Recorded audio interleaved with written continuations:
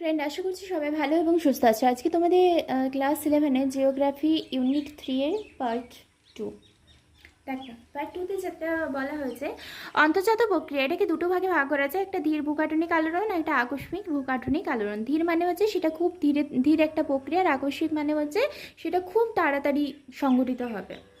এবার ধীর ভূকাঠনিক আলোড়ন যেটা, ওটাকে কিন্তু 4 ভাগে ভাগ করা যায়। একটা মহীভাবক আলোড়ন, গিরিজনী আলোড়ন, সমস্থৈতিক আলোড়ন আর ইউস্ট্যাটিক আলোড়ন। মহীভাবক আলোড়ন মানে আগের ভিডিওতে বলেছিলাম, এইখানে কিন্তু মহাদেশের সৃষ্টি হবে। গিরিজনী মানে হচ্ছে পর্বত, এই সমস্ত কিছু সৃষ্টি হবে। তো দেখো, মহীভাবক আলোড়নটা কি? মহীভাবক আলোড়ন বলতে বোঝানো হয়েছে যে ইংরেজি শব্দ অ্যাফিরোজেনিক, এর উৎপত্তি গ্রিক শব্দ অ্যাপিরস বা মহাদেশ এবং জেনেসিস বা জন্ম থেকে, অর্থাৎ ভূৎপত্তিগত অর্থ মহাদেশ গঠনকারী অন্তর্জাত বল। মহাদেশীয় ভূত্বকের গঠন এবং পরিবর্তনকারী ভূপৃষ্ঠে উল্লম্ব কার্যকরী ধীর অন্তর্জাত শক্তিকে কিন্তু মহীভাবক আলোড়ন বলা হয়ে থাকে। এটা কিন্তু মহীভাবক আলোড়ন যেটা, এটা ওপর নিচ বরাবর কিন্তু কাজ করে থাকে। এটা হচ্ছে মহীভাবক আলোড়ন। এটা একটা ধীর ভূগাঠনিক আলোড়ন, মনে রাখবে। এখানে কিন্তু মহাদেশের উৎপত্তি হয়। প্রকারভেদ উত্থান আর অবনমন। যদি উত্থানের ফলে কলোরাডো মালভূমি সৃষ্টি হয়েছে, আর অবনমনের ফলে কিন্তু কচ্ছের রণ সৃষ্টি হয়েছে। অবনমন মানে হচ্ছে নিচের দিকে কোনো একটা ভূমিরূপ সেটা নিচের দিকে নেমে যাবে, আর উত্থান মানে হচ্ছে কোনো একটা ভূমিরূপ উপর দিকে উঠে যাবে। ওকে, ক্লিয়ার? উদাহরণ যেমন বিন্ধ্য ও সাতপুরা, এই দুটো হচ্ছে স্তূপ পর্বত, ঠিক আছে? এটা উত্থানের ফলে গঠিত হয়েছে।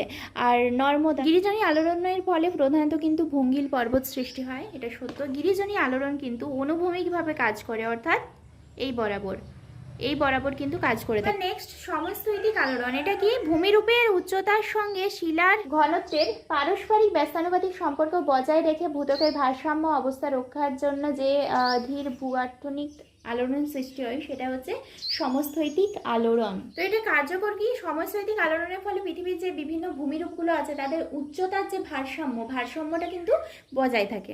নেক্সট, ইউস্ট্যাটিক আলোড়ন। সমুদ্রপৃষ্ঠে প্রসার বা সংকোচনের কারণে সমুদ্রের জলধারণ ক্ষমতা হ্রাস বৃদ্ধির ফলে সৃষ্ট চাপের প্রভাবে যে ভূ আলোড়নের সৃষ্টি হয়, সেটাই কিন্তু ইউস্ট্যাটিক আলোড়ন। এই আলোড়নের ফলে কিন্তু ভূত্বকের আপেক্ষিক উত্থান বা পতন ঘটে। নেক্সট, এটা আকস্মিক ভূগাঠনিক আলোড়ন। এখানে যেটা বলা হয়েছে, ডেফিনেশনটা দেখো, যে সমস্ত ভূ অন্তর্জাত আলোড়নের প্রভাবে ভূমিরূপের হঠাৎ এবং দ্রুত পরিবর্তন ঘটে, সেই সমস্ত ভূগাঠনিক আলোড়নকে আকস্মিক ভূগাঠনিক আলোড়ন বলা হয়ে থাকে। আকস্মিক মানে হচ্ছে হঠাৎ পরিবর্তন হয়ে যাবে, সেটাই আকস্মিক ভূগাঠনিক আলোড়ন। যেমন ফর এক্সাম্পল, অগ্নুৎপাত। কোথাও যদি অগ্নুৎপাত হয় তাহলে লাভা বেরিয়ে আসে, সেটার ফলে কিন্তু ভূত্বকের পরিবর্তন ঘটে, তাই না? তাহলে অগ্নুৎপাতের ফলে কিন্তু হঠাৎ পরিবর্তন ঘটে যায়। নেক্সট, যেটা ভূমিকম্পের হঠাৎ করে যদি ভূমিকম্প সৃষ্টি হয়, কোথাও দেখবে ভূমিরূপটা অনেকটা নিচের দিকে নেমে গেছে, কোথাও বা উত্থিত হয়ে ওপর দিকে উঠে গেছে। ভূমিকম্পের ফলে কিন্তু খুব তাড়াতাড়ি এটা সংঘটিত হয়ে থাকে। ধীর ভূগাঠনিক আলোড়নের ফলে এটা মানে কেমন হয়, সেখানে একদিনে কিন্তু পরিবর্তন হচ্ছে না, দীর্ঘদিন টাইম লাগছে পরিবর্তন হতে। ভূমিকম্পের প্রভাবেও ধরো একটা ভূমিরূপ রয়েছে, প্রচুর পরিমাণে কম্পন সৃষ্টি হলো, কোথাও দেখবে এই অংশটা নিচের দিকে বসে গেল, এই অংশটা উপর দিকে উঠে গেল। পৃথিবী পৃষ্ঠের ওপরের প্রভাব বিস্তারকারী আকস্মিক ভূগাঠনিক আলোড়নের মধ্যে কিন্তু অগ্নুৎপাতটা অন্যতম। তো দেখো, ভূত্বকের দুর্বল স্থান বা ফাটল বা ছিদ্রপথ যখন ভূ অভ্যন্তর থেকে গ্যাস বাষ্প সহ বিভিন্ন ভস্ম, প্রচণ্ড উত্তপ্ত তরল, শিলা, ম্যাগমা বিস্ফোরণ ঘটিয়ে বাইরে বেরিয়ে আসে, বা ধীর গতিতেও যেটা বাইরে বেরিয়ে আসে সেটাকে কিন্তু বিদার অগ্নুদ্গম বলা হয়। তো ওগুলো পরে জানবো। কি বলেছে? বিস্ফোরণ ঘটিয়ে বা শান্ত গতিতে যে বাইরে বেরিয়ে আসে, তখন তাকে অগ্নুৎপাত বলা হয়ে থাকে। ইম্পর্টেন্ট কোশ্চেন, পৃথিবীর ভূতাত্ত্বিক ভাস্কর্য হলো আগ্নেয়গিরি। এবার অগ্নুৎপাতের কারণগুলি কি? ফার্স্ট কারণ, ভূত্বকের দুর্বল স্থান বা শিলার ফাটল এবং চ্যুতি। তো দেখো, ভূত্বকের অভ্যন্তরে ম্যাগমার পরিমাণ হঠাৎ করে যদি বেড়ে যায়, সেটা কিন্তু বাইরে আসার জন্য ভূত্বকের উপর একটা চাপ সৃষ্টি করবে, তাই তো? ধরি এটা একটা ভূত্বক, সেখানে যদি ভূত্বকের মধ্যে তো ম্যাগমা আছে, হঠাৎ করে যদি বেড়ে যায়, ম্যাগমার পরিমাণ বেড়ে গেলে তো সেটা বাইরে বেরিয়ে আসতে চাইবে, ভূত্বকে তখন চাপ সৃষ্টি করবে। ভূত্বক সর্বত্র তো সমান পুরু বা শক্ত না। ভূ আলোড়নের ফলে শিলায় অনেক ফাটল বা চ্যুতির সৃষ্টি হয়, তখন কিন্তু যেখানটাই দুর্বল পায় সেখানটাই কিন্তু ভূত্বক ফেটে কিন্তু সেই ম্যাগমাগুলো বেরিয়ে আসছে। নেক্সট কারণ যেটা, শিলাস্তরের চাপ হ্রাস। ভূ অভ্যন্তরে চাপ বেশি থাকায় শিলা চূড়ান্ত স্থিতিস্থাপক অবস্থায় থাকে ও এর গলন বেড়ে যায়। এমন অবস্থায় শিলাস্তরের ওপরে চাপ কোনো কারণে কমে গেলে তাহলে কিন্তু শিলার স্থিতিস্থাপকতা কিন্তু নষ্ট হয়ে যায়, ফলে গলনাঙ্ক হ্রাস পাওয়ায় শিলা তরল অবস্থায় চলে আসে, আয়তন বেড়ে যায়। ফলস্বরূপ গলিত শিলা ভূ অভ্যন্তরে বাইরে আসার জন্য ওপর দিকে প্রচণ্ড চাপ সৃষ্টি করে। এভাবে ভূত্বকের দুর্বল স্থান বা ফাটল দিয়ে কিন্তু ম্যাগমা, বাষ্প ইত্যাদি সহ ছাই, ভস্ম ইত্যাদি কিন্তু বেরিয়ে আসছে। নেক্সট, তেজস্ক্রিয় পদার্থের উপস্থিতি। এগুলো প্রধান কারণ হচ্ছে পাত সঞ্চালন। কিভাবে? পাত সঞ্চালন কিন্তু 3 প্রকার হয়ে থাকে: অভিসারী, অপসারী আর নিরপেক্ষ। অভিসারী মানে হচ্ছে দুটো পাত পরস্পরের কাছে আসে। অভিসারী। অপ মানে কি? অপ মানে দূরে সরে যাওয়া, তাই না? অপসারী মানে দুটো পাত সেটা পরস্পর থেকে কিন্তু দূরে সরে যাচ্ছে। আর নিরপেক্ষ মানে পাশাপাশি, দুটো পাত কিন্তু পাশাপাশি চলে যাবে, এদিক বরাবর চলে যাবে, এই পাতটি এদিক বরাবর চলে যাবে। এখানে একটা কথা বলেছি যে দুটো পাতের মুখোমুখি যে সংঘর্ষ, যেই অঞ্চলে সেই সংঘর্ষটা হচ্ছে, এটা তো কোনো না কোনো অঞ্চল, যে অঞ্চলে এটা সংঘর্ষ হবে সেই অঞ্চলকে কিন্তু অভিসারী পাত সীমানা বলা হয়ে থাকে।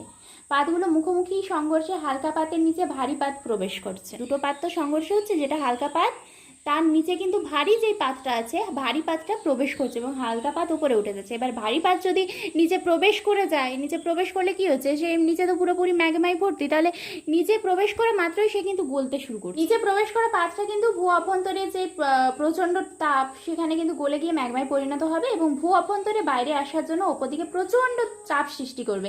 এবার প্রচণ্ড চাপ সৃষ্টির ফলেই কিন্তু বিস্ফোরণ সহ সেটা কিন্তু বেরিয়ে আসবে। এটাই অগ্নুৎপাত। এর ফলে কিন্তু অগ্নুৎপাত হচ্ছে। এবার অপসারী পাত সীমানাটা কি?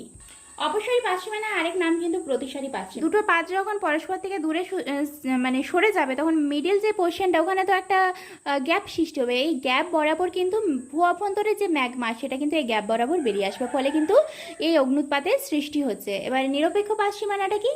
এই নিরপেক্ষ পাত সীমানা দুটো পাত পরস্পরের বলবো গা বেয়ে চলে যায় বলতে পারি। এবার যখন এটা চলে যাচ্ছে পাতগুলো, তখন কিন্তু মিডিল যে পোর্শনটা, সেখানে কিন্তু চ্যুতির সৃষ্টি হচ্ছে, ফাটলের সৃষ্টি হচ্ছে।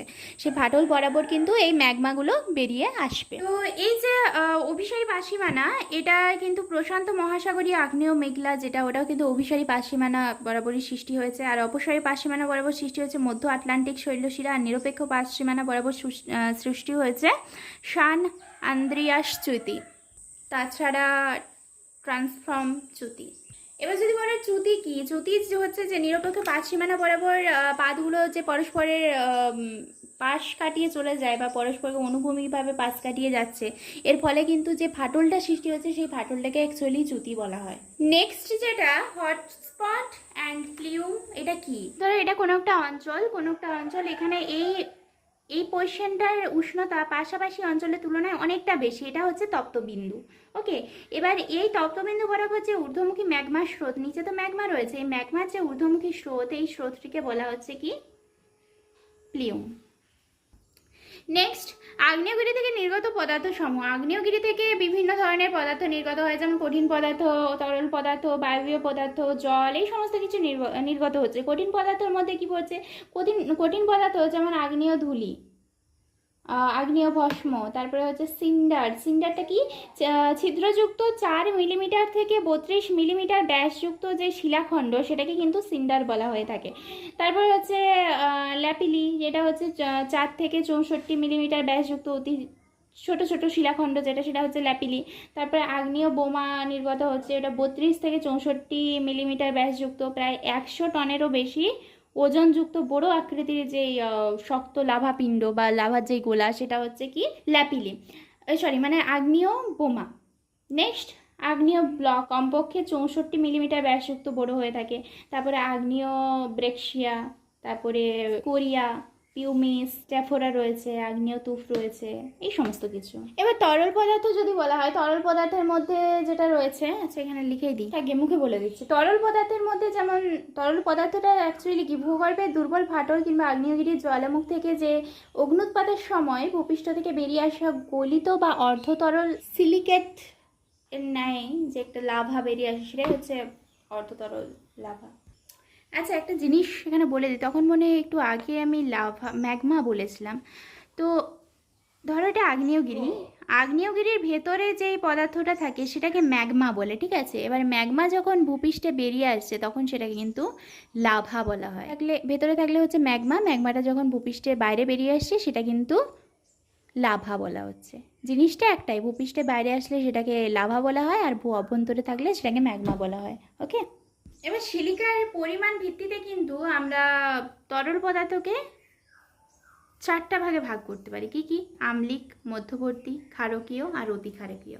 আম্লিক সিলিকার পরিমাণ অনুযায়ী কিন্তু এটা বিভক্ত করা হচ্ছে। তো আম্লিক যে লাভাটা সেটাতে হচ্ছে 70 থেকে 80% সিলিকা থাকে, মধ্যবর্তীতে 50 থেকে 60%, ক্ষারকীয়তে 45 থেকে 50%, অতি ক্ষারকীয় যেটা সেটা হচ্ছে 45%-এর কম থাকে।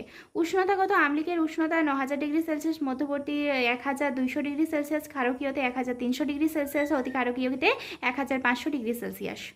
এবার অতি ক্ষারকের মধ্যে রয়েছে পা, হো এইগুলো। নেক্সট বায়বীয় পদার্থের মধ্যে রয়েছে কার্বন ডাইঅক্সাইড, তারপরে H2S, অক্সিজেন, নাইট্রোজেন এইগুলো, হাইড্রোজেন সালফাইড। তারপর নেক্সট জল, ম্যাগনেটিক ওয়াটার। কি বললাম? Magnetic water. এর আরেক নাম কিন্তু প্লুটোনিক, মনে রাখবে, যেহেতু তোমাদের MCQ কোয়েশ্চেন আসবে এবারে।